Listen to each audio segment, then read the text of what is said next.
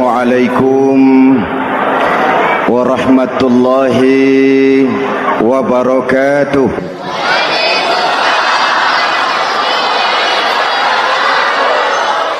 Alhamdulillahi wahdah, sadaqa wa'dah wa nasara 'abdah, wassalatu wassalamu ala man la nabiyya ba'dah, Sayyidina Muhammad ibn Abdullah wa ala alihi wa sahbihi wa mawalah, amma ba'du. Saudara-saudara kaum muslimin yang saya cintai, perjalanan waktu telah mengantarkan kita memasuki Ramadan. Kata orang, jauh berjalan banyak dilihat, dan pengalaman adalah guru yang paling bijaksana. Kalau ibadah Ramadan kita berhasil, maka kita yang malam ini pasti bukan kita sebulan yang lalu. Kita yang malam ini adalah kita yang telah ditempa, digojlok, digembleng oleh kawah candra di mukanya Ramadan. Dan setelah perjalanan panjang, perjuangan mengendalikan diri dan menahan nafsu, kita akan merayakan Idul Fitri. Apa yang harus kita laksanakan? Malam ini saya ingin sampaikan ayat 186 surah Al-Baqarah, di mana Allah menuntun kita. Pertama, walitukmilul iddata, hendaknya engkau sempurnakan jumlah bilangan hari puasamu. Puasa sebulan penuh, bisa 29, bisa 30 hari. Yang bisa ru'yat, punya persyaratan mampu ru'yat, silahkan ru'yat. Yang tidak mampu, ikut yang aman saja, dengerin pengumuman pemerintah, cari amannya saja. Sempurnakan jumlah bilangan hari puasamu.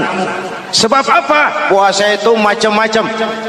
Ada yang puasa model beduk,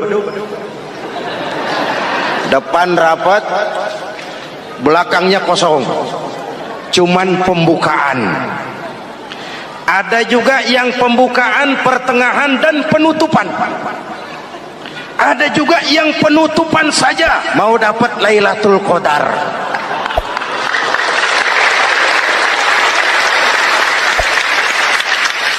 Allah berpesan, walitukmilul iddata, sempurnakan jumlah bilangan hari puasamu. Puasa itu sebulan penuh. Setelah selesai itu, walitukabbirullaha ala ma hadakum, hendaknya engkau agungkan, engkau bertakbir, mengagungkan Allah yang telah memberikan hidayah kepadamu. Tidak ada takbiran sebelum selesai Ramadan. Walitukmilul iddata, itu dulu, sempurnakan jumlah bilangan hari puasamu. Selesai baru walitukabbirullah. Jangan lebaran masih seminggu sudah Allahu Akbar, Allah ngiko. Walitukmilul iddata, sempurnakan dulu jumlah bilangan hari puasamu. Ini adab. Selesai, walitukabbirullah, baru engkau bertakbir, agungkan nama Tuhanmu. Kenapa? Ala ma hadakum, yang telah memberikan petunjuk dan hidayah kepada kita semua. Saudara, kalau bukan lantaran hidayah Allah, berat sebulan penuh enggak makan, lapar melilit perut, haus mencekik tenggorokan. Kalau bukan hidayah, berat melawan nafsu. Kalau bukan hidayah, berat melawan setan. Bagaimana enggak berat? Dia lihat kita, kita enggak lihat dia. Ini kan curang musuh begini. Semata-mata karena hidayah dari Allah.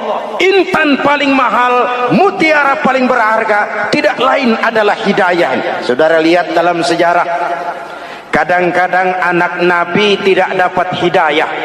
tidak terpanggil mengikuti kebenaran.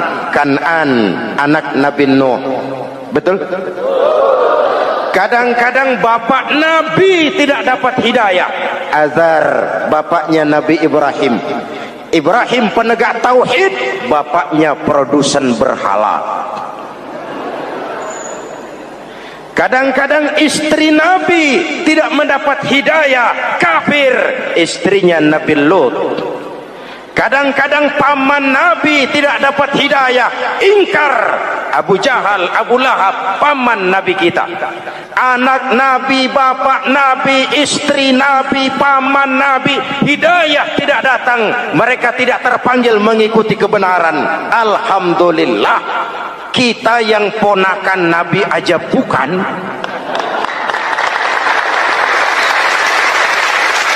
Kita diberikan hidayah. Dengan bekal hidayah itulah kita masuki nuansa Ramadan.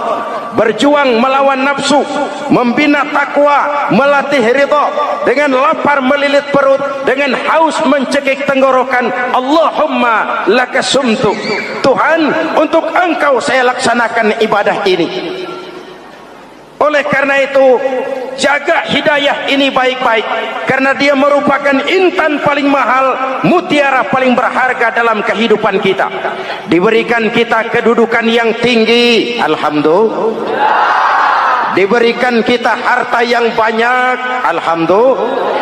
Tapi itu semua belum ada artinya ketimbang yang bernama hidayah. Maka hidayah inilah yang harus kita jaga baik-baik. Hidayah inilah yang harus kita pelihara. Kita bertakbir kepada Allah, mengagungkan nama Allah yang telah memberikan hidayah kepada kita. Kalau tidak lantaran hidayah, berat melaksanakan ibadah puasa sebulan suntuk.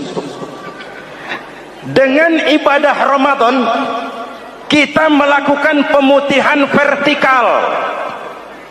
Orang yang keluar dari Ramadan dengan ibadah benar seperti bayi baru dilahirkan oleh ibunya, tidak punya dosa kepada Allah.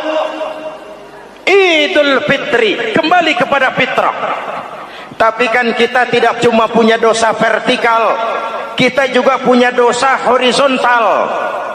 Kita tidak cuma berdosa kepada Allah, kita juga sering salah kepada sesama manusia. Betul? Inilah momen lebaran itu. Dosa kepada Allah, taubat langsung kepadanya, sonder calo. Dosa kepada sesama manusia, saling memaafkan. Sebab apa? Satu hadis meriwayatkan, selesai sholat id, sahabat mendengar Rasul mengucapkan amin sampai 3 kali. Amin, amin, amin. Heran sahabat, gak ada angin, gak ada hujan, amin 3 kali ya Rasul, ada apa? Kamu gak tahu? Gak tahu. Barusan selesai sholat, malaikat Jibril turun. Lalu, Muhammad, saya mau berdoa kepada Allah, mau kamu aminkan? Silakan Jibril, berdoalah, saya akan mengaminkan. Jibril berdoa, Rasulullah amin. Doanya 3 macam permohonan, Nabi 3 kali mengucapkan amin. Kalau malaikat Jibril yang doa, Nabi yang mengaminkan. Kalau bahasa Inggris, ilokan. Ilokan nih doa meleset. Apa iya? Maknya? Apa doanya? Pertama, ya Allah, hari ini 1 Syawal, doa malaikat Jibril, saya mohon kepadamu, jangan engkau terima puasa dan ibadahnya anak yang durhaka kepada ibu bapaknya. Rasulullah mengucapkan amin. Jelas?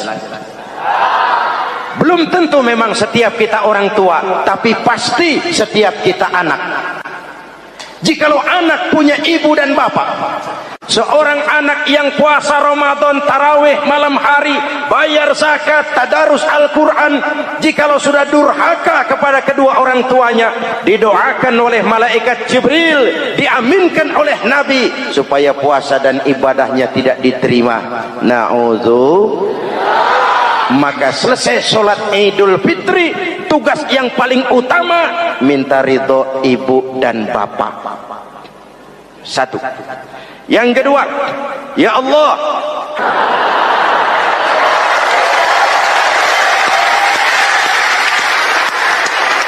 istri itu swarga manut, neraka katut.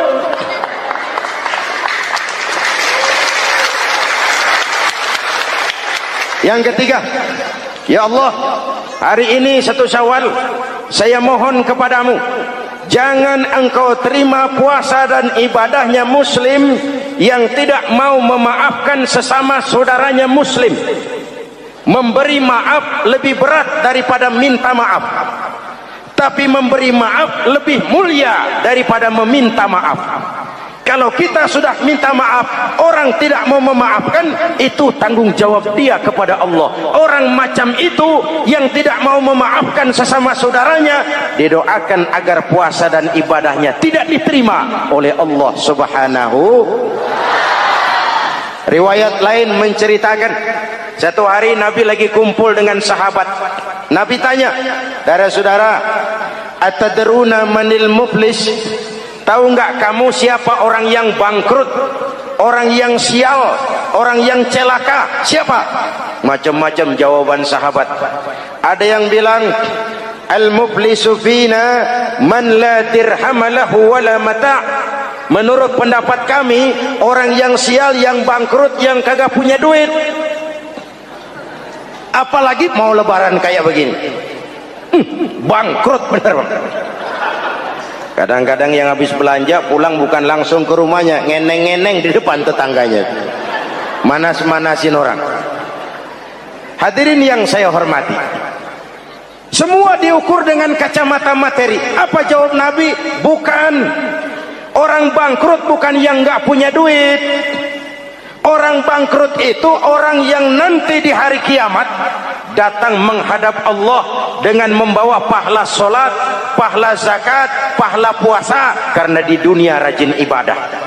Cuman sayang, di sisi lain dia datang bawa dosa karena pernah nyaci maki orang, pernah fitnah orang, pernah makan harta orang dengan cara yang zalim, pernah mengalirkan darah orang dengan cara yang tidak benar. Enak dia setor, Tuhan lapor, ini pahala sholat saya, ini pahala puasa saya, ini pahala zakat saya mau ke surga. Datang orang, ntar dulu Tuhan, sabar. Ini orang memang di dunia rajin puasa, tapi saya pernah dicaci maki, lidahnya kotor, omongannya tajam, hancur hati saya oleh ucapannya. Panggil, sini mas. Benar ini orang pernah kamu caci maki, kamu lontarkan kata-kata pedih dan kotor, kasar.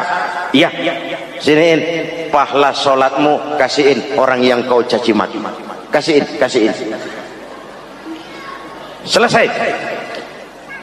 Berangkat lagi, datang lagi orang. Sebentar Tuhan, dia memang di dunia bayar zakat, tapi dia pernah makan harta orang dengan cara yang zalim, makan harta yatim.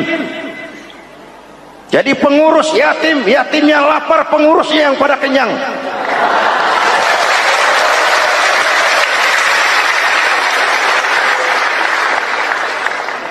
Saya menuntut keadilan. Benar. Siniin pahala zakatmu, kasih orang yang kau makan hartanya.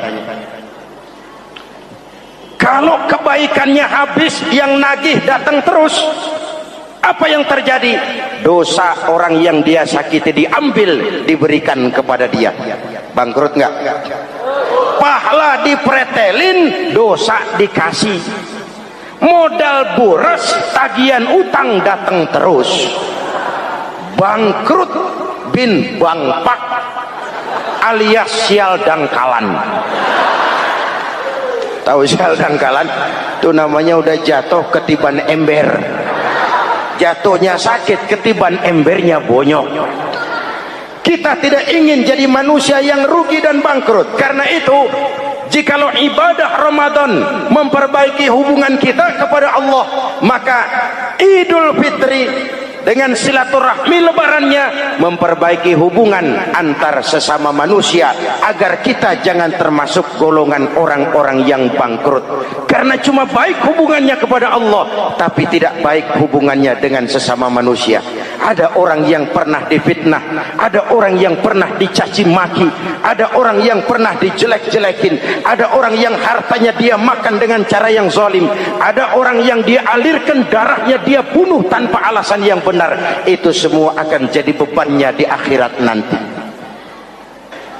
Kalau dia menyangkut hakul adami, hak-hak manusia, maka kita harus minta maaf kepada yang bersangkutan.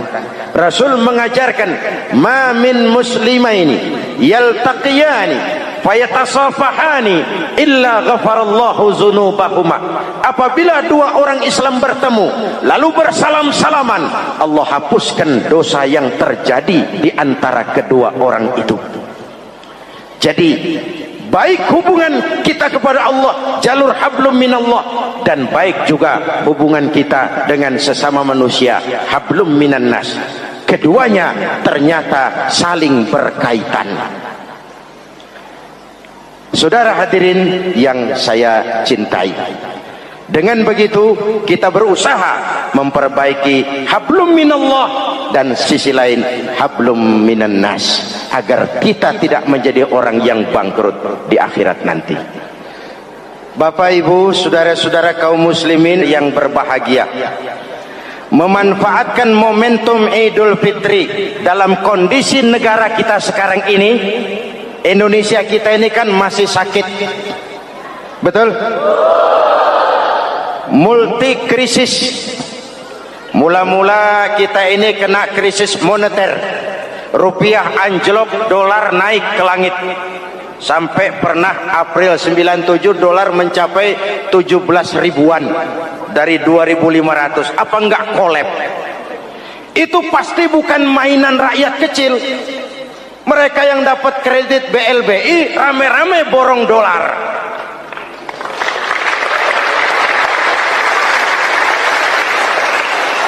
Kita mah bocah kampung boro-boro borong dolar, ngeliat juga tumben.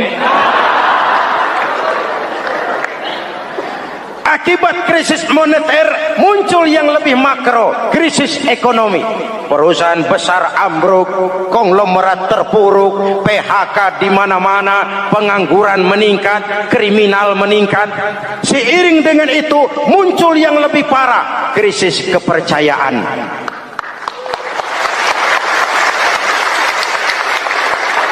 Benih-benih perpecahan bertebaran di mana-mana. Dampaknya masih sangat terasa sampai sekarang ini. Kita lihat sekarang ini, Aceh belum selesai, Papua minta merdeka, Timur Timur cerai. Dalam kondisi seperti inilah momentum Idul Fitri harus jadi lem perekat yang menjaga keutuhan kita.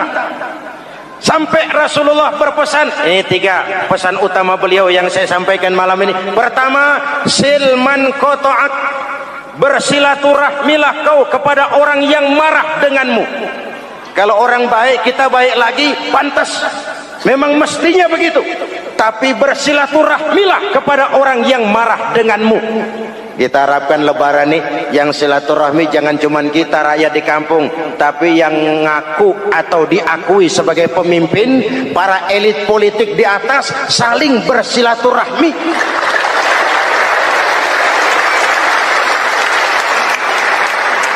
Kalau mereka rukun di atas, kita di bawah ngelihatnya enak, betul? Tidak ada orang akan di atas kalau tidak disokong dari bawah. Ini ada warisan sejarah yang enggak sehat. Di zaman Bung Karno, sampai Bung Karno jadi presiden seumur hidup, Bung Karno dikenal sebagai tokoh revolusioner.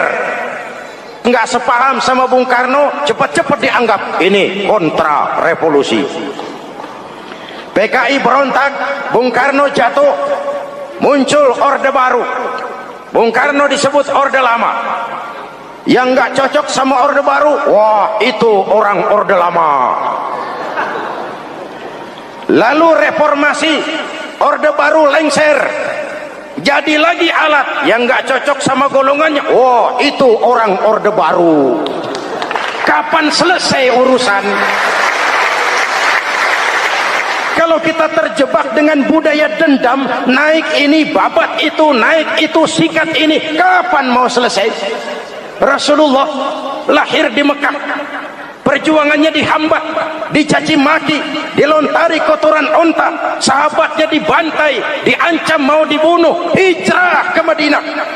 Setelah di Madinah jadi besar, tentaranya kuat, pengikutnya banyak, pasukannya hebat. Satu saat beliau masuk kembali ke kota Mekah dengan kekuatan full, tentara yang gagah, Quraisy pucar kacir. Ini nih Muhammad yang dulu kita caci maki, yang dulu kita ancam mau kita bunuh, yang kita usir, sekarang dia masuk dengan tentaranya yang hebat. Kalau dia menuntut balas, habis kita sekarang ini. Apa jawab Nabi? Beliau turun dari punggung onta lalu pidato dengan tawadu. Saudara-saudara, al-yauma yaumul marhamah. Ini hari yang penuh kasih sayang. Walaupun dulu kau usir aku dari sini, kau sambiti aku, kau bantai pengikutku, aku datang bukan membalas dendam. Ini hari yang penuh kasih sayang. Tidak akan ada pertumpahan darah. Yang masuk Masjidil Haram aman, yang masuk rumah Abu Sufyan aman. Dihormatinya ketokohan Abu Sufyan di depan pengikutnya. Ini akhlak. Kenapa orang macam Mandela lebih bisa mencontoh Rasul daripada kita? Mandela yang 27 tahun mendekam dalam penjara, dia keluar tanpa bawa benih-benih dendam. Dia satukan Afrika Selatan, dia bimbing Afrika Selatan menuju kejayaan dan kemajuan. Kenapa Mandela yang tidak kenal Pancasila bisa lebih mencontoh akhlak Rasul ketimbang kita yang katanya orang-orang pengikut sunnah? Saya khawatir, ya bukan berarti saya tidak setuju, hukum harus tetap ditegakkan. Tapi kalau terus cari kambing hitam, kapan kita dewasa? Semua usut, saya khawatir nanti pun satu saat Nabi Adam bakal diusut. Kenapa dia makan buah khuldi? Kita jadi keleleran di Lebak Bulus begini. Kalau enggak kan kita masih di surga aja. Mari kita dewasa, mari introspeksi. Silman kotoak. Mudah-mudahan nanti lebaran kita pengen lihat nih, kalau yang di atas sudah pada satu, kita yang di bawah enak. Tapi kalau memang pada ribut juga, kita yang di bawah jangan ikut-ikutan. Nonton aja nonton. Giliran rame tepuk tangan. Oh, namanya elit susah ditebak. Nih hari dia berebut beda pendapat, ntar malam dia makan bareng. Kita di bawah udah kedongan ngasa golok. Kan berapa urusan? Sekarang udah nggak zamannya ngerahin masa. Sekarang adu argumen, biar rakyat tentukan mana yang lebih pantas. Hadirin yang saya hormati, silman qata'ak, bersilaturahmilah kepada orang yang marah denganmu. Momentum Idul Fitri harus meredam keberingasan, harus mencuatkan semangat persatuan dan kesatuan. Udah capek kita diobok-obok. Yang kedua, wa'ati man haramak. Ini masalah kepedulian. Berikan orang yang bakhil kepadamu, sampai orang yang pelit pun kasih. Kepedulian. Banyak anak-anak yatim kita, janda-janda tua. Kalau yang muda sih nggak usah dipikirin, dewan penyantunnya udah banyak aja. Orang-orang jompo. Mungkin baju kita sudah kurang berharga di lemari kita, tapi sangat berharga ketika kita berikan kepada orang lain. Berbagi rasa. Jangan ada yang lapar di samping yang senyum, jangan ada yang menangis di samping yang tertawa. Hadirin yang ketiga, wa'fu amman zalamak. Maafkan orang yang berlaku zalim kepada dirimu. Maafkan orang yang berlaku zalim. Jangan mewarisi sifat dendam, karena Ramadan sudah melatih kita. Tidak akan menyelesaikan persoalan. Dengan semangat ini, maka persatuan, kesatuan, kerukunan dan kekompakan akan lebih mudah kita wujudkan. Kita ingin Indonesia esok lebih baik daripada sekarang ini. Amin. Dan tentu saja kita berharap banyak dari para pemimpin-pemimpin kita, semoga lebih bersikap sebagai negarawan, bukan hanya sebagai politisi. Karena jujur saya ingin berkata, reformasi memang telah melahirkan politisi, tapi belum banyak melahirkan negarawan. Negarawan adalah orang yang ngayomi seluruh rakyat. Sekarang rakyat cuma di atas namakan, biar banyak banget. Kalau tidak mendukung dia, dianggap bukan rakyat. Biar dikit banget, kalau pendukungnya, itulah rakyat sejati. Ini pemimpin model apa kayak begini?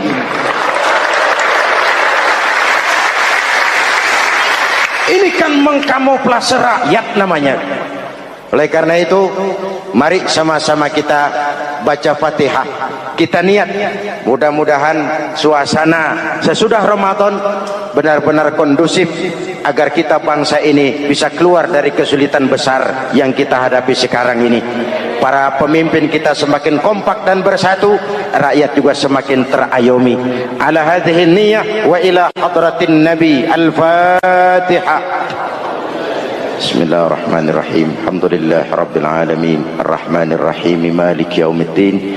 Iyyaka na'budu wa iyyaka nasta'in. Ihdinas siratal mustaqim, siratal ladzina an'amta 'alaihim ghairil maghdubi 'alaihim waladdallin. Amin. Bismillahirrahmanirrahim. Amin. Alhamdulillah rabbil alamin. Allahumma salli ala sayyidina Muhammadin wa ala alihi wa sahbihi ajma'in. Rabbana taqabbal minna salatana wa siyamana wa qiyamana wa takhassu'ana wa ta'abbudana wa tammim taksirana ya arhamar rahimin. Allahumma ij'alna minas su'ada'il maqbulin wa la taj'alna minal ashqiya'il mardudin. Allahumma a'izzal islam wal muslimin wansur man nasara ad-din wakhzul man khazalal muslimin. Allahumma afdalu ma qultuhu ana wan nabiyyuna min qabli, la ilaha illallah. Alhamdulillah, alhamdulillahillazi ja'ala ramadhana syahra siyama lil mu'minin. Wassalatu wassalamu ala asyrafil anbiya'i wal mursalin, sayyidina wa maulana Muhammadin wa ala alihi wa ashabihil mujahidin at-tahirin. Amma ba'du. Ma'asyiral muslimin rahimakumullah. Dari jumlah 12 bulan yang ada dalam agama kita, yang dihitung sejak Muharram sampai dengan bulan Zulqa'dah, maka Ramadan mendapat gelar Sayyidus Syuhur. Sayyidus Syuhur artinya raja, penghulu atau tuan dari seluruh bulan. Apa sebabnya maka Ramadan ini dinamakan Sayyidus Syuhur? Sebab yang pertama, Ramadan dipilih oleh Allah menjadi bulan tempat di mana pertama kali diturunkan ayat-ayat suci Al-Quranul Karim. Allah tidak memilih Rabiul Awal, tidak Rajab menjadi bulan di mana diturunkan ayat-ayat suci Al-Quranul Karim, seperti yang dijelaskan dalam surah Al-Baqarah ayat 185. A'udzu billahi minasyaitonir rajim. Syahrul Ramadan allazi unzila fihi al-Qur'an hudan linnasi wa bayyinatin minal syuhur. Karena di dalamnya ada satu malam yang bobotnya khairun min alfi syahr. Satu malam tetapi lebih baik daripada 1000. Itu dinamakan dengan Lailatul Qadar. 1000 bulan kira-kira 83 tahun. Nilai ibadah di malam itu lebih baik daripada nilai ibadah 83 tahun. Padahal umur orang sekarang kan jarang yang sampai 83 tahun. Bagaimana ini harus kita pahami? Ma'asyiral muslimin, sejak kita akil balik sampai kepada usia kita yang sekarang ini, kalau kita mau jujur bercermin, rasanya kita harus mengakui banyak dosa dan kesalahan yang pernah kita kerjakan. Kalau kita berbuat dosa selama 40 tahun, kemudian kita bertobat 20 tahun lamanya, kalau menurut rumus dagang, ini kan belum tertutup. Dosa 40 tahun ditebus dengan taubat 20 tahun. Tapi haruskah dosa tidak terampuni? Allah Subhanahu wa ta'ala Maha Penyayang. Disediakannya malam-malam yang istimewa, yang punya nilai khusus. Seolah-olah Allah berkata, hai manusia, kau tidak perlu putus asa. Bagaimanapun banyak dosa kau lakukan, bagaimanapun banyak kesalahan kau kerjakan, nih, aku sediakan satu malam khairun min alfi syahrin, lebih baik daripada 1000 bulan, yang disebut dengan Lailatul Qadar. Kapan sih Lailatul Qadar itu? Menurut Al-Imamul Ghazali, Lailatul Qadar itu adanya pada 10 hari yang akhir di bulan Ramadan, terutama pada malam-malam ganjil. Malam 21, 23, 25, 27, dan 29.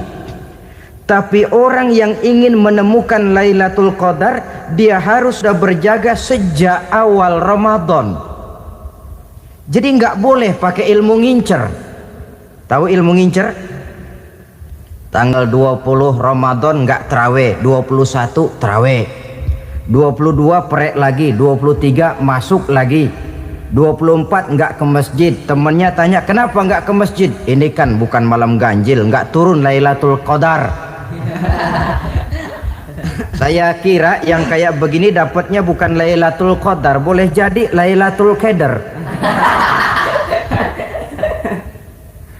Orang yang ingin menemukan Lailatul Qadar itu, dia harus berjaga-jaga sejak awal Ramadan. Inilah di antara tugas kita, memanfaatkan waktu-waktu yang punya nilai istimewa. Itu ada dalam agama. Dalam setiap minggu ada hari istimewa, dalam setiap hari ada jam-jam istimewa, dalam setiap tahun ada bulan istimewa. Coba, dalam setiap minggu ada hari istimewa, hari Jumat. Dalam setiap hari ada jam-jam istimewa, sepertiga malam yang terakhir, antara jam 2 sampai menjelang fajar di kala subuh, itu saat-saat istimewa. Di samping saat istimewa, Allah pun menyediakan tempat-tempat yang istimewa. Solat di Masjidil Haram, pahalanya 100.000 kali ketimbang solat di masjid-masjid lain. Begitu di Masjid Nabawi misalnya, ini tempat yang istimewa. Lailatul Qadar waktu yang istimewa yang diberikan kepada kita untuk kita manfaatkan dengan sebaik-baiknya. Toh dalam kehidupan bernegara saja misalnya, kan pada setiap tanggal 17 Agustus itu presiden memberikan grasi ampunan kepada para entah itu tahanan politik dan sebagainya. Ada yang mendapat potongan tahanan, waktu-waktu yang istimewa. Inilah sebab kedua kenapa Ramadan dinamakan Sayyidus Syuhur. Sebab yang ketiga, Ramadannya nilai kebajikan berlipat ganda adanya. Satu hadis menjelaskan, "Lau ta'lamu ummati ma fi Ramadan, latamannau an takuna as-sanatu kullaha Ramadan." Andai kata umatku tahu keistimewaan apa yang ada di dalam bulan suci Ramadan, niscaya mereka ingin agar sepanjang tahun isinya Ramadan saja. Apa sebabnya? Li'annal hasanata fihi mujtami'atun. Di dalam bulan Ramadan itu berkumpul segala macam kebajikan.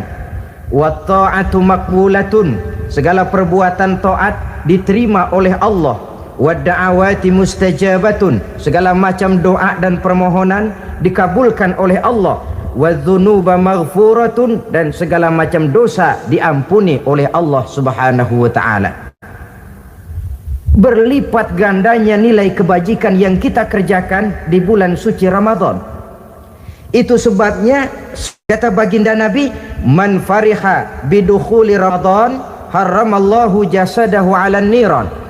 Siapa orang yang gembira dengan datangnya bulan suci Ramadan, Allah haramkan badannya dari api neraka. Gembira menyambut Ramadan artinya bagaimana? Apa Ramadan datang terus bakar petasan? Bukan. Pukul beduk? Bukan. Apa gunanya pukul beduk kalau nggak puasa? Apa gunanya bakar mercon kalau tidak melaksanakan ibadah di bulan suci Ramadan? Gembira menyambut datangnya Ramadan dalam arti mempersiapkan diri untuk melaksanakan ibadah dengan sebaik-baiknya di bulan suci Ramadan ini. Muslimin rahimakumullah, dalam bulan suci Ramadan ada perintah melaksanakan ibadah puasa. Apa istimewanya ibadah puasa? Pertama, yang dipanggil untuk melaksanakan puasa itu iman. Ini panggilan istimewa. Allah menyatakan, ya ayyuhalladzina amanu kutiba alaikumusiyam. Hai orang-orang yang beriman, diwajibkan atas kamu berpuasa. Iman yang dipanggil untuk melaksanakan ibadah puasa. Contoh, satu hari di depan rumah kita lewat tukang pepaya, tukang duku, tukang duren. Kita panggil satu tukang pepaya, bang pepaya berhenti dulu sebentar. Kira-kira yang merasa tukang pepaya berhenti nggak? Berhenti. Ini tukang duku sama tukang duren berhenti nggak? Tidak. Tentu tidak berhenti karena tidak dipanggil. Ini Ramadan yang dipanggil orang-orang beriman. Hai orang-orang yang beriman, berhenti dulu sebentar. Berhenti apa? Berhenti makan di waktu siang, berhenti minum di waktu siang. Yang merasa beriman berhenti, yang tidak beriman langsung. Biar Ramadan siang-siang makan jalan terus, ngerokok ngelepus terus. Kenapa? Tidak beriman, tidak merasa terpanggil oleh ayat tadi. Sekarang tukang pepaya lewat di depan rumah, kita panggil, bang pepaya berhenti dulu. Dia dengar tapi nggak mau berhenti. Apa kita bilang? Kang pepaya budak. Dipanggil nggak mau berhenti. Ini ada orang ngaku beriman kepada Allah, Ramadan dipanggil disuruh berhenti makan siang, nggak berhenti juga. Mukmin budak. Disuruh berhenti minum di waktu siang, nggak berhenti juga. Mukmin budak. Ini istimewanya puasa. Panggilan difokuskan kepada iman. Hai orang-orang yang beriman. Allah tidak bilang hai orang-orang yang sudah masuk Islam. Tidak. Ya ayyuhallazina aslamu. Tidak. Ya ayyuhallazina amanu yang dipanggil. Hai orang-orang yang beriman. Nilai nurani yang paling dalam itu yang dipanggil melaksanakan ibadah puasa. Lalu orang beriman yang bagaimana yang wajib puasa? Pertama, dia sudah balik. Yang kedua, berakal sehat. Yang ketiga, dia mampu berpuasa. Orang beriman macam ini balik, berakal sehat, mampu melaksanakan puasa. Kalau cukup syarat ini, dia wajib puasa. Kurang syarat, tidak wajib puasa. Jadi kalau di bulan Ramadan ada teman kita tidak puasa, jangan heran barangkali syaratnya kurang. Cukup dalam hati saja, ini orang kurang syarat, makanya nggak puasa. Pak, itu teman saya kok nggak puasa? Nggak puasa, nggak puasa. Dia bukan orang beriman kali ah. Orang yang tidak beriman itu tidak wajib puasa. Beriman kok pak? Iman, tapi nggak puasa, nggak puasa. Belum balik kali ah. Belum balik, cuma badan doang gede. Bongsor kali itu. Belum balik. Sudah kok pak, sudah balik, sudah. Tapi nggak puasa, enggak. Gila kali dia ah. Akal itu tidak wajib puasa. Waras pak, dia tidak gila, tidak. Barangkali dia tidak mampu melaksanakan puasa karena terkena uzur syar'i. Ini keistimewaan puasa yang pertama yang dipanggil melaksanakannya iman. Keistimewaan yang kedua, oleh karena yang dipanggil iman, maka puasa dinamakan ibadah sirriyah, ibadah rahasia. Kalau kita sembahyang, orang lihat kan? Lihat enggak? Lihat. Kita bayar zakat, orang tahu. Kita pergi haji, apalagi pergi haji sekampung nganterin. Tapi kita puasa atau tidak puasa, yang tahu kan cuma kita dan Allah saja. Pura-pura sedekah nggak bisa, pura-pura sholat ketahuan, gerakannya mesti canggung.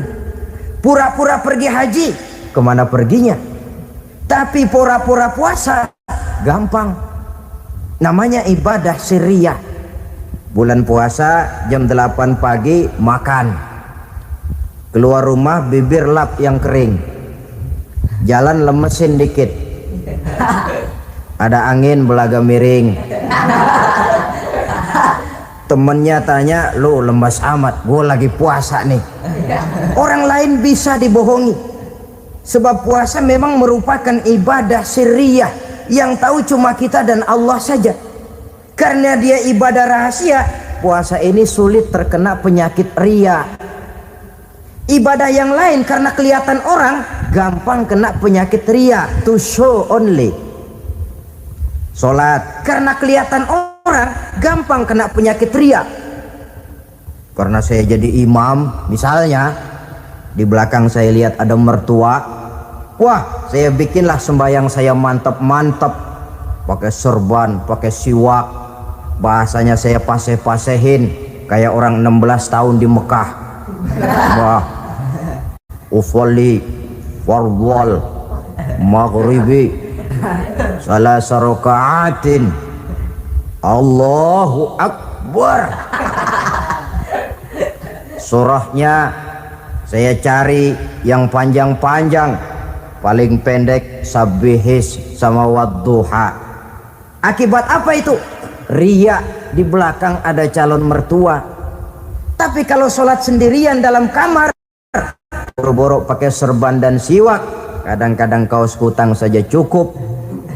Surahnya jangan sabbih sampai wadduha, langganannya inna a'toinakal kautsar sama qul huwallahu ahad.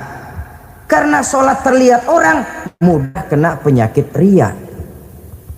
Sedekah pun begitu. Mulanya niatnya cuma mau sedekah 5.000, karena ada orang yang disedekahsegani naik 10.000, yang 5.000 sudah karena orang.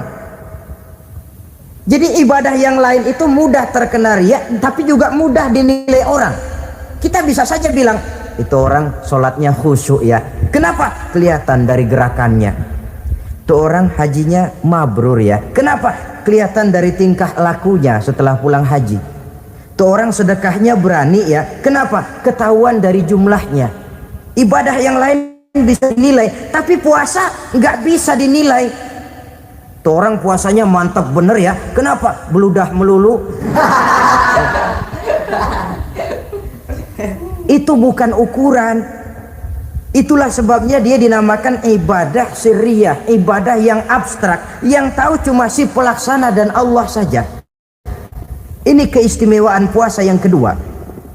Yang ketiga, saudara-saudara, kalau ibadah-ibadah yang lain, ganjaran pahalanya itu dijelaskan oleh Allah.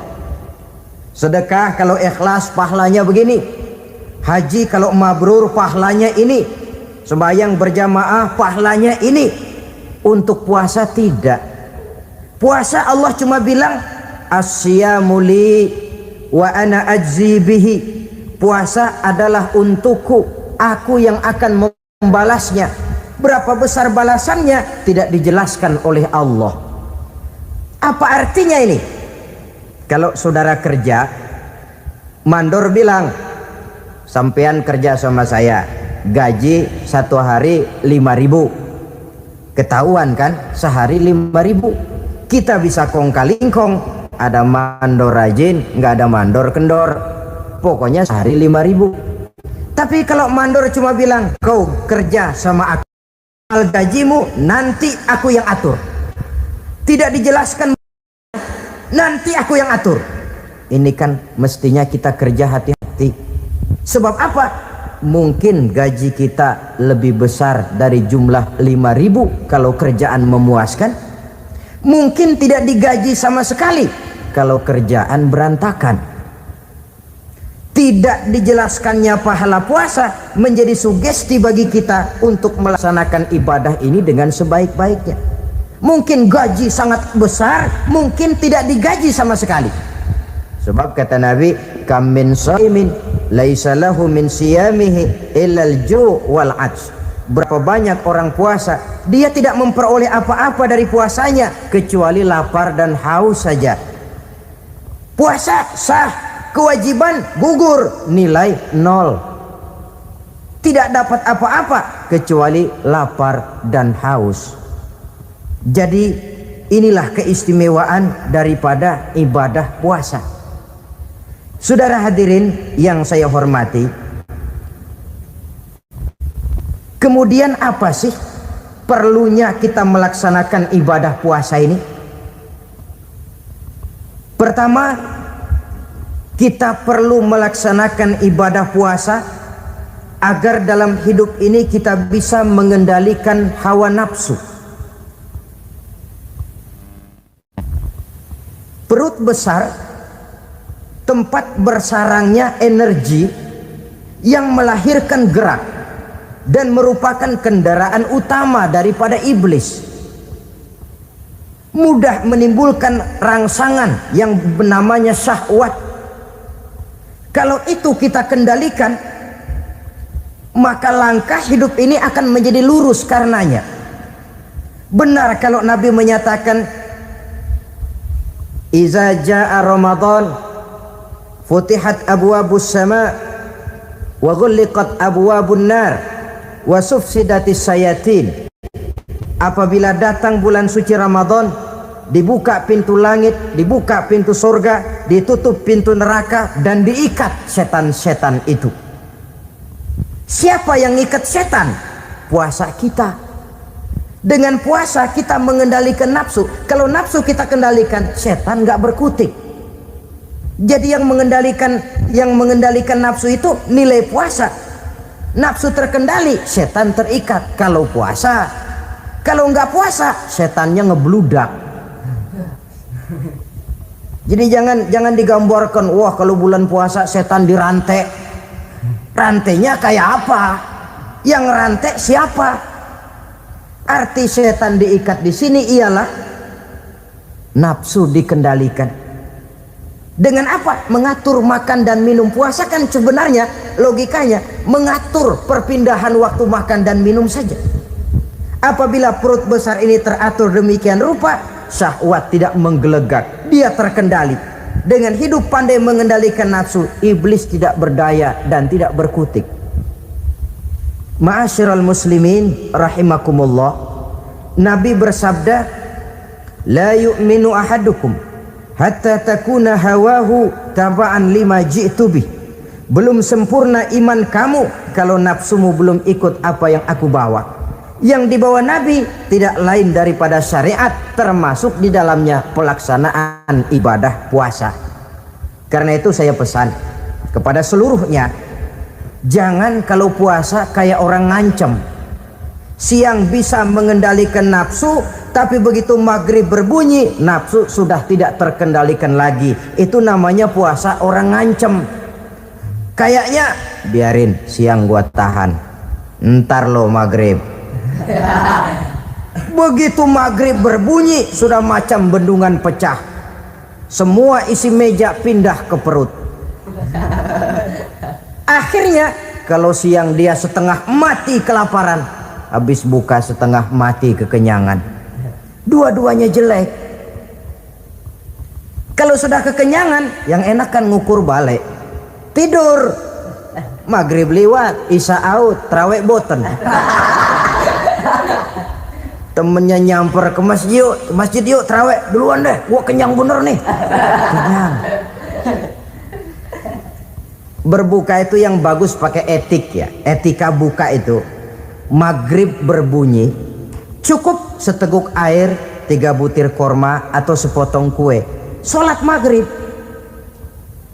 Selesai sholat maghrib, masuk ronde kedua. Waktunya agak panjang. Makan ala qadarnya. Selesai makan, berangkat ke masjid, isya tarawih. Pulang tarawih, masuk ronde ketiga. Waktunya panjang. Mau habis-habisan juga nggak apa-apa. Tapi kalau begitu maghrib berbunyi langsung dipukul 1 ronde, kita yang rubuh. Kekenyangan. Waktu siang dia sanggup mengendalikan nafsu, tapi begitu maghrib berbunyi, nafsu sudah tidak terkendali lagi. Asar, pengaruh puasa tidak akan membekas dalam jiwanya. Siang jelas puasa, nggak boleh ngerokok. Begitu maghrib sampai imsak kayak lokomotif, kelebul nggak berhenti-berhenti. Tidak lagi sanggup mengendalikan diri, mumpung boleh katanya. Sampai pernah kejadian ada orang bangun sahur kesiangan, bingung dia, waktunya tinggal dikit. Mau sahur dulu nggak keburu ngerokok, mau ngerokok dulu takut nggak keburu sahur. Akhirnya bareng, sebelah nyuap nasi, sebelah ngerokok. Itu macam mana rasanya kalau sudah kayak begitu itu. Padahal pengaruh daripada melaksanakan puasa akan terlihat dari sejauh mana seseorang dalam hidup mampu mengendalikan nafsu. Bukan pada waktu memang dilarang, tapi pada waktu diizinkan. Di situ yang paling kelihatan. Kalau waktu siang saudara mampu mengendalikan nafsu, itu jelas saja memang seharusnya wong puasa. Malam dalam keadaan makan boleh, minum boleh, masih mampu mengendalikan nafsu dalam arti makan dan minum pada batas yang wajar saja. Itulah yang dikehendaki dari melaksanakan ibadah puasa, sehingga ibadah itu membekas dan ikut membentuk kepribadian orang. Sekali lagi, jangan cuma waktu siang saja bisa mengendalikan nafsu. Di waktu malam pun dalam kondisi yang memang dihalalkan, kita juga hendaknya mampu mengendalikan nafsu. Jadi inilah perlunya puasa yang pertama, supaya kita bisa mengendalikan nafsu. Yang kedua, puasa itu melatih kita hidup sederhana. Orang sufi mengajarkan, orang yang paling kaya ini sebenarnya orang yang hidupnya paling cukup. Sedangkan orang miskin adalah orang yang kebutuhannya kelewat banyak. Maka yang paling kaya, bahkan yang maha kaya, itu sebenarnya cuma Allah. Sebab apa? Dia nggak perlu apa-apa. Makin banyak keperluan kita, makin miskin kita. Coba orang puasa lihat, kalau sudah jam 2, jam 3, itulah barangkali memang termasuk godaannya dalam melaksanakan ibadah puasa. Kalau jam 1 siang, jam 2 siang, jangankan makanan enak, nangka busuk kita lihat legit. Barangkali cobaan di dalam melaksanakan ibadah puasa. Tapi kalau sudah maghrib berbunyi, berbuka kita kena seteguk air, sepotong roti, 3 butir korma, kenyang rasanya. Kemana keinginan yang tadi begitu menggebu-gebu? Oh, bisikan nafsu rupanya itu. Makin dalam kita merenung, makin sampai kita kepada bentuk kesederhanaan di dalam hidup ini.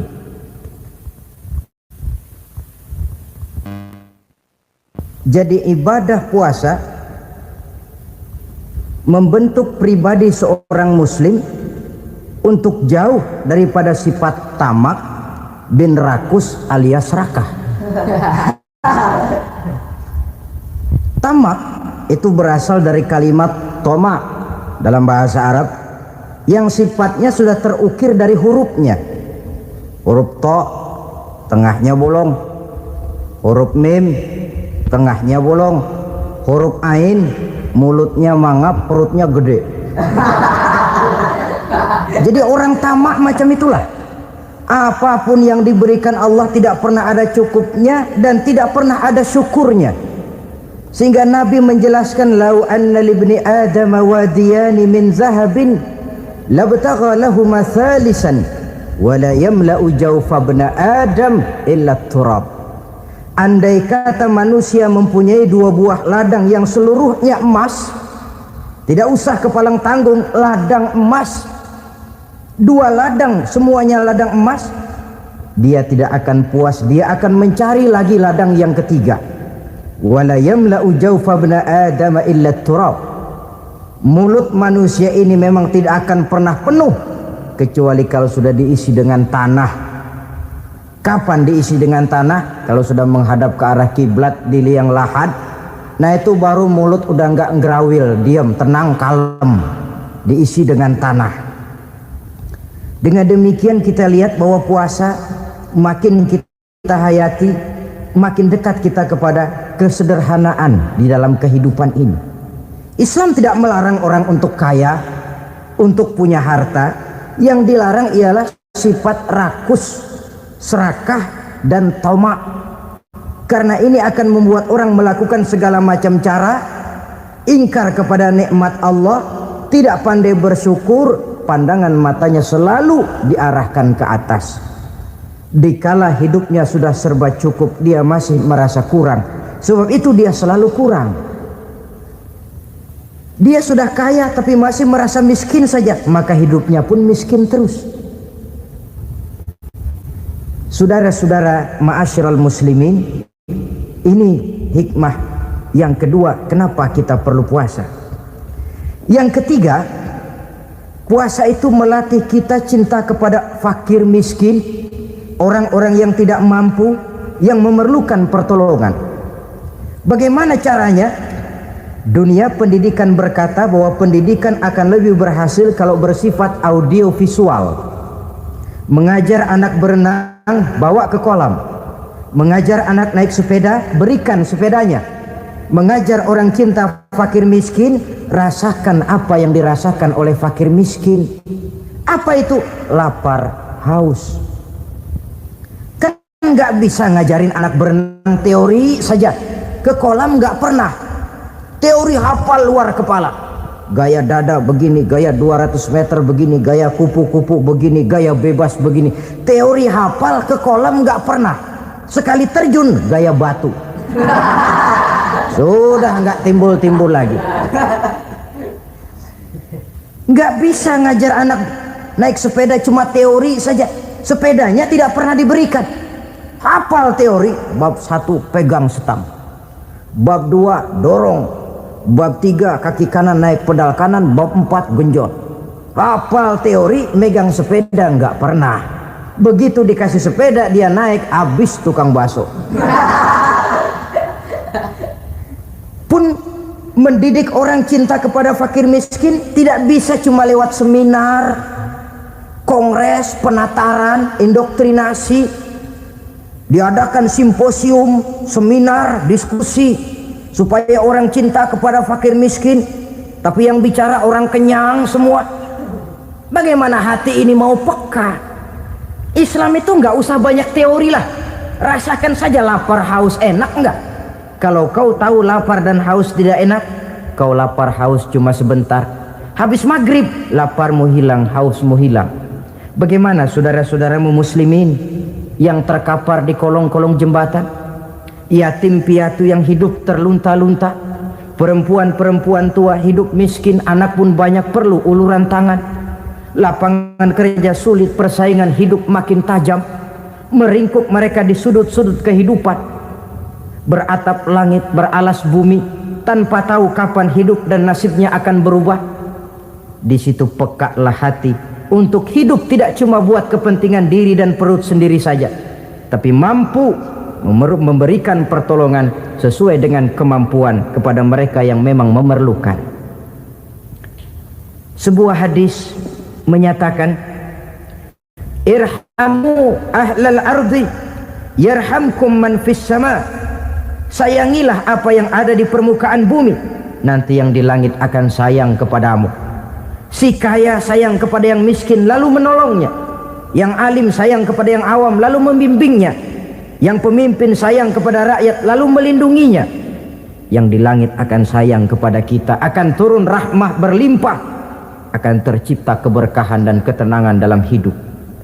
Tapi kalau sebaliknya, yang kaya malah nyantap yang miskin, yang pemimpin malah menggilas yang rakyat, yang alim malah membodoh-bodohi orang yang memang sudah bodoh, akan terwujudlah malapetaka.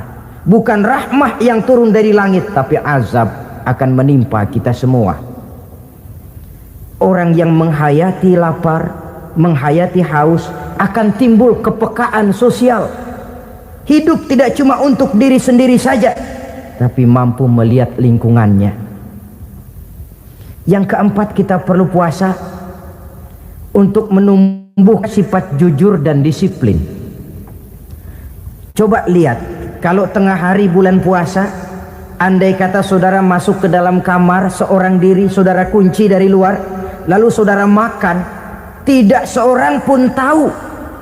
Tapi kenapa itu tidak kita lakukan? Ada semacam perasaan malu, malu kepada Allah. Iya, orang lain tidak tahu.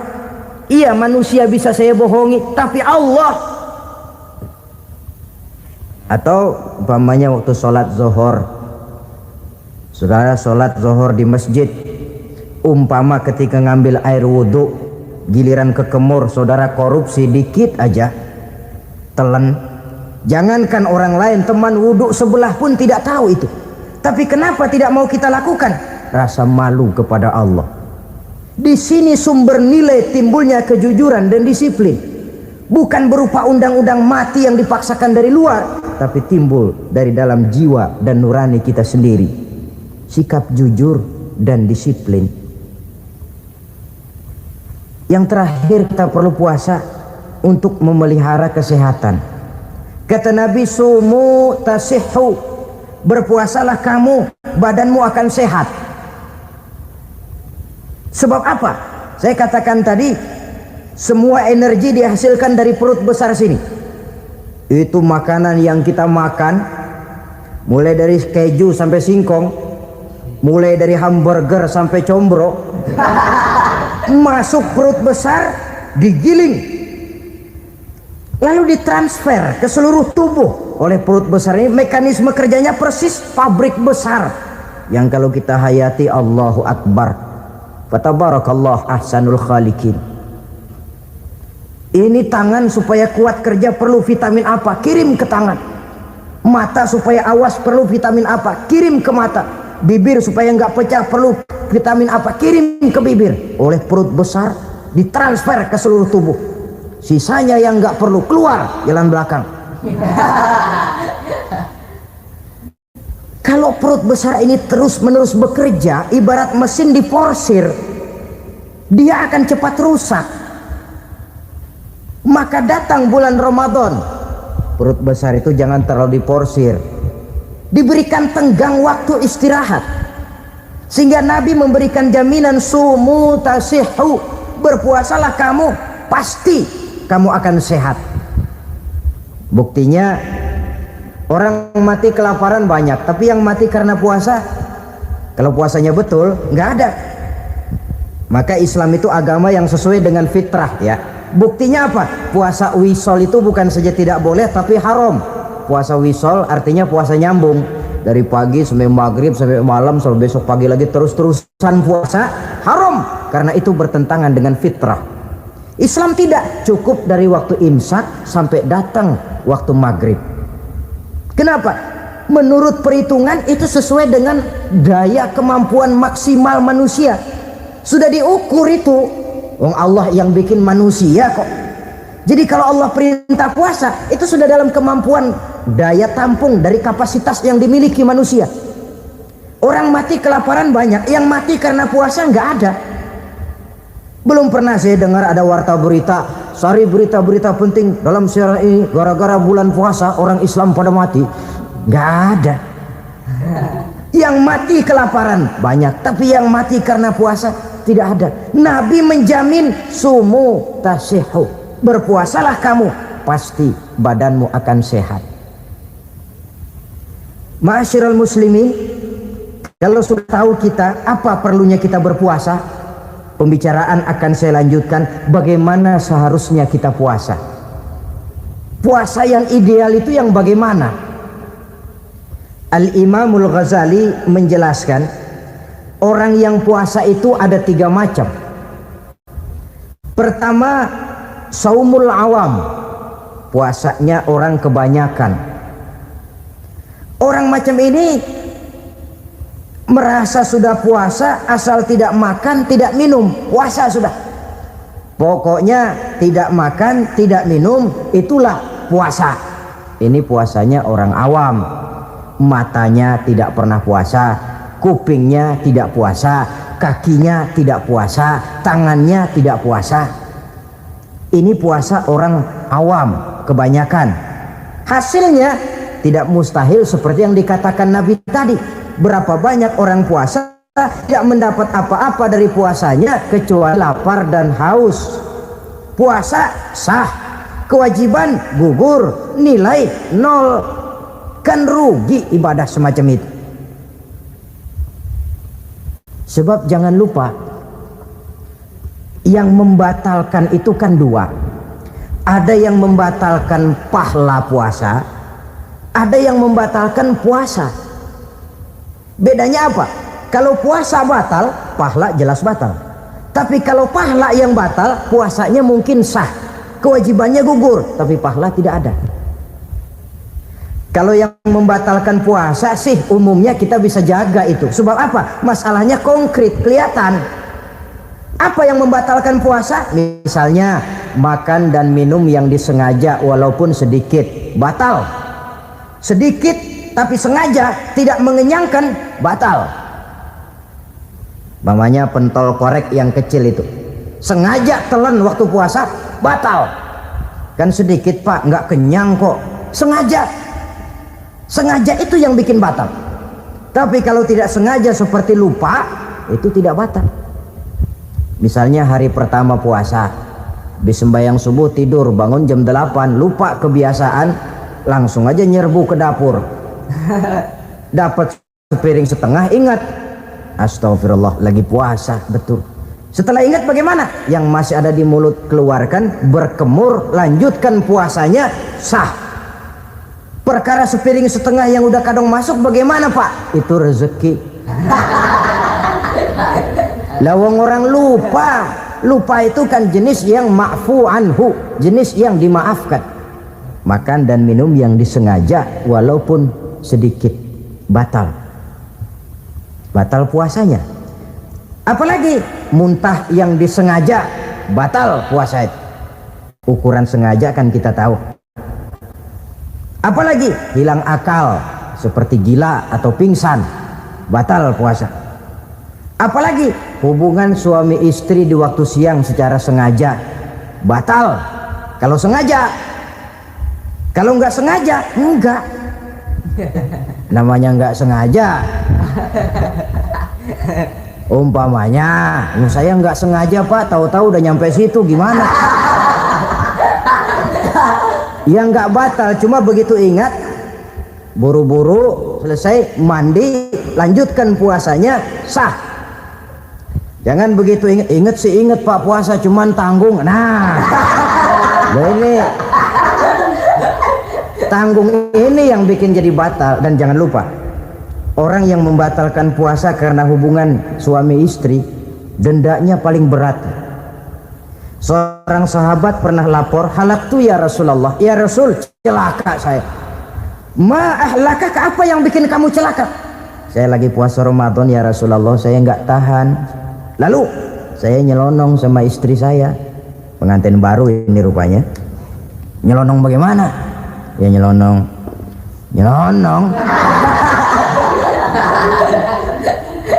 Melanggar dia, tapi jujur, lapor. Kata Rasul, ya sudah, bayar dendanya. Dendanya apa ya Rasulullah? Bebaskan budak. Aduh, saya nggak punya budak ya Rasulullah. Tidak punya. Puasa 2 bulan berturut-turut, tidak boleh diselang-seling. Syahraini mutatabi'aini, 2 bulan berturut-turut, tidak boleh diselang-seling. Gimana? Sanggup puasa 2 bulan berturut-turut? Enggak kuat ya Rasulullah. Enggak kuat. Ramadan yang sebulan aja saya nyelonong, apalagi 2 bulan. Kalau kau tidak kuat juga, beri makan 60 fakir miskin, 1 orang 1 mod ya Rasulullah. Apalagi jangan memberi makan 60 fakir miskin, Wong istri saya di rumah sehari masak 3 hari libur. Saya orang susah ya Rasulullah. Saya pikir lagian nih orang kebangetan juga, udah melarat sama larangan berani. Rasul masuk ke dalam kamar, keluar kembali bawa sekeranjang kecil kurma. Kalau kau tidak punya apa-apa, bawa pulang nih. Sedekahkan kepada orang-orang miskin di kampungmu sebagai pembayar dendamu. Ya Rasulullah, apalagi? Di kampung saya itu yang paling miskin saya. Waduh, rusak benerin orang. Apa marah Rasul? Beliau malah senyum. Ya sudah, kalau memang yang paling miskin kamu, bawa pulang saja itu korma, beri makan anak istrimu di rumah. Orang ini udah ngelanggar larangan, dapat korma lagi. Yang kedua, watak hukum Islam itu elastis, fleksibel, tidak kaku. Tidak kalau sudah begitu ya mesti begitu, itu tidak. Yang sering kaku kan kitanya umat Islam di dalam memahami Islam. Saudara hadirin yang saya hormati, yang tidak boleh itu pun di waktu siang. Kalau malam sejak maghrib sampai sebelum imsak, pada awal perintah puasa tidak boleh. Tapi ternyata banyak juga yang nyerempet-nyerempet. Sampai Allah turunkan, uhilla lakum lailatas siyami arrafasu ila nisaikum. Dihalalkan bagi kamu pada malam puasa bergaul dengan istrimu. Jadi barangkali di antara pendengar ini ada yang pengantin baru, tolong sabarlah di waktu siang. Tunggu maghrib berbunyi. Kalau sudah maghrib habis buka, mau buka lagi juga nggak apa-apa. Terserah saja. Ini yang membatalkan puasa. Yang kita sulit mengontrol, yang membatalkan pahalanya.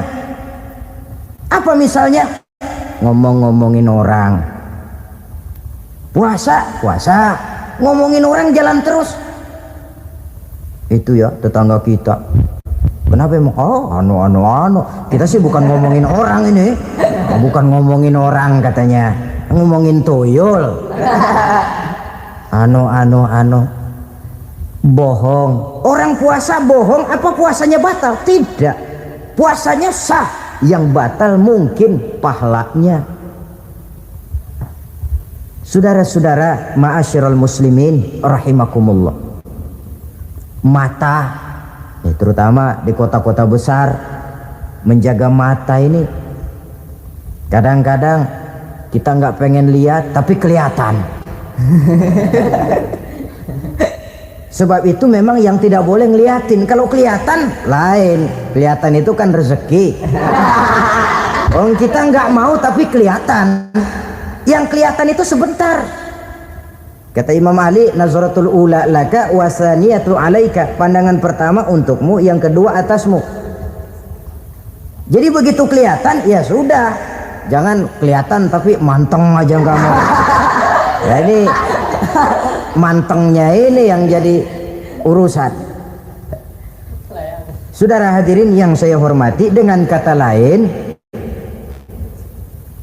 berusahalah kita untuk puasa zahir batin. Itu yang pertama tadi. Puasa tingkatnya orang saumul awam disebut. Tingkat yang kedua, saumul khawas, puasanya orang khusus. Bagaimana ini? Di samping tidak makan dan tidak minum, panca inderanya sudah ikut puasa. Matanya puasa, kupingnya puasa. Asal ada diajak ngomong-ngomongin orang, maaf ya, kuping saya lagi puasa. Kakinya puasa, diajak jalan ke tempat yang tidak baik, dia bilang maaf saja, kaki saya lagi puasa. Diajak nyolong, maaf, tangan saya lagi puasa. Tidak cuma sekedar tidak makan dan tidak minum, panca inderanya sudah ikut puasa. Sekurang-kurangnya seperti inilah puasa kita, zahir batin. Nah, yang tertinggi disebut saumu khawasil khawas, puasa orang khusus yang lebih khusus lagi. Ini sudah the first class ini, puasanya orang VIP. Bagaimana puasanya orang ini? Di samping tidak makan dan tidak minum, puasa panca inderanya, hatinya juga sudah ikut puasa dari seluruh keinginan yang selain Allah. Wah, ini kelas tinggi. Orang yang puasa macam ini, andai kata jam 3 sore dia berpikir, ntar sore buka pakai apa ya, dia menganggap batal pahalanya. Kenapa? Masih mikirin makanan. Kalau kita kan bukan cuma mikirin, ngancem. Waduh, jam 5 di meja udah berderek es kopior, kelapa muda, cendol. Apa yang mau diminum lebih dulu? Tingkat yang tertinggi ini hatinya juga puasa dari semua keinginan yang selain Allah. Idealnya sekurang-kurangnya kita puasa zahir batin. Zahirnya menahan diri dari yang membatalkan puasa, batinnya mencegah diri dari yang membatalkan pahala puasa kita itu. Ma'asyiral muslimin rahimakumullah. Terakhir, Rasulullah sallallahu alaihi wasallam membagi bulan Ramadan itu menjadi 3 bagian. Sepertiga yang pertama tanggal 1 sampai 10 Ramadan masa turunnya rahmah, turunnya kasih sayang Allah. Kalau istilah sepak bola, tanggal 1 sampai 10 Ramadan ini disebut babak semifinal, babak penyisihan. Sepak bola itu kalau baru tingkat babak penyisihan, pesertanya banyak, seluruh kesebelasan turun bertanding, babak penyisihan. Ramadan tanggal 1 sampai 10 babak penyisihan, putaran pertama. Pasaran puasa rame, masjid musola full house, meledak, tidak sanggup menampung jamaah yang tarawih itu, yang tadarus meriah. Kenapa? Maklum babak penyisihan, seluruh kesebelasan turun bertanding. Tanggal 1 sampai tanggal 10 Ramadan. Bila itu selesai, selesailah putaran pertama, masuk putaran kedua. Sepertiga yang kedua tanggal 10 sampai 20 Ramadan, masa maghfirah, masa turunan dari Allah, masuk babak semifinal. Sepak bola itu kalau sudah babak semifinal, itu kan sudah banyak kesebelasan yang masuk kotak. Maka 10 Ramadan ke atas, pasaran puasa mulai menurun. Yang enggak puasa mulai nekat. Yang tadarus sudah mulai sayup-sayup sampai. Sementara barisan orang sembahyang tarawih di masjid mulai mengalami kemajuan dengan pesatnya. Barisannya makin maju ke depan. Maklum, tidak semua kesebelasan tangguh. Ada yang sejak bertanding sudah berhitung, kita sih bakalan lain, ada karena ikut-ikutan teman, karena malu sama mertua, rajin terawih, karena nganterin, rajin terawih, bayangnya paling belakang berdua lagi, malah ngeledek. Begitu imam waladolin, dia di belakang nyaut asik.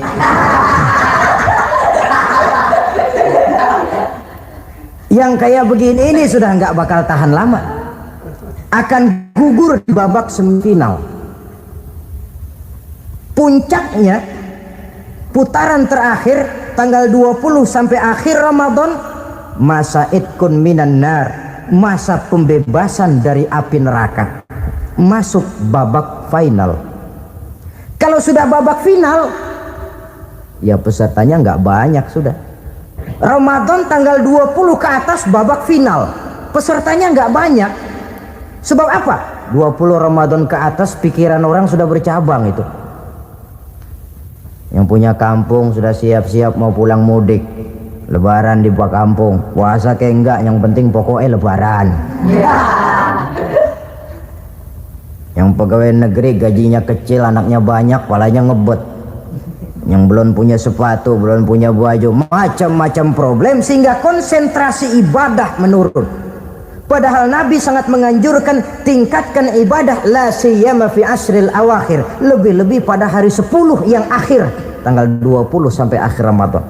Di situ dianjurkan memperbanyak ibadah, i'tikaf, tarawih, tadarus Quran, bersedekah, amalan-amalan sunnah yang sangat dianjurkan di bulan suci Ramadan ini.